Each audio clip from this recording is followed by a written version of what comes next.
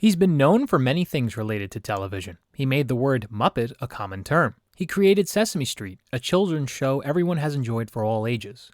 Most importantly, though, he reinvigorated an industry that was seen as old-fashioned and viewed as almost laughable. Ventriloquism and puppetry seem like a trivial way of entertainment.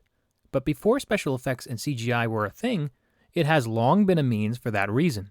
Just because it's old doesn't mean it no longer has value nor contributed to the evolution of an industry it's related to. Rightfully so, with the success of The Muppet Show, Jim Henson took the next step in his film career by making a movie about them.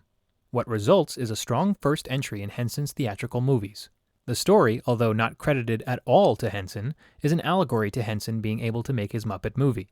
Even with the success of The Muppet Show, Henson had trouble finding someone to support his first theatrical film. Kermit the Frog, played by Jim Henson, is enjoying his life in the swamp when he's visited by a Hollywood agent telling him he could be a star. Feeling he could make an impact, Kermit sets out on the road and meets all his other friends people come to love and know so well. In a sense, it's an origin story. The script was written by Jerry Jewell and Jack Burns, both who had worked on The Muppet Show as well. Directing the feature was James Frawley, who had more experience heading TV shows like The Monkees and Magnum P.I.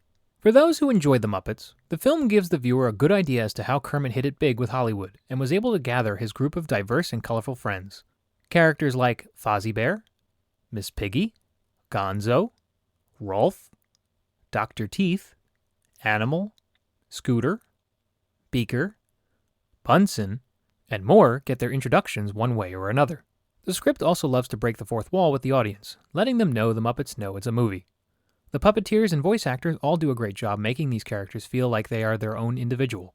Not to mention, as expected, the movie also contains several cameos from big-name actors at the time like Charles Durning, Austin Pendleton, Edgar Bergen, Mel Brooks, James Coburn, Dom DeLuise, Bob Hope, Carol Kane, Richard Pryor, Orson Welles, and Carol Spinney playing who else but Big Bird.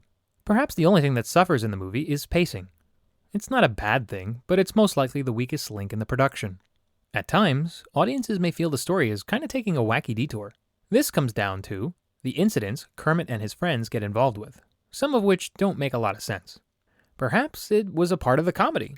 It's a bit hard to tell, but that doesn't mean the movie isn't funny. There are plenty of moments where the characters get involved in over-the-top antics. The effects used in this movie are also commendable. There are a number of illusions used in the movie that are mind-blowing for the time, that show a puppet can fully exist on screen without being attached to a puppeteer. It's very creative. These camera tricks were caught by Albert Einstein lookalike cinematographer Isidore Mankowski. From what is shown, Mankowski filmed several nice countryside backdrops along with the varying streets of California. Lastly, the music composed by Kenny Asher and Paul Williams is notably an important piece, having worked very famously on the second A Star is Born remake of 1976. It's no shocker they created memorable music here too.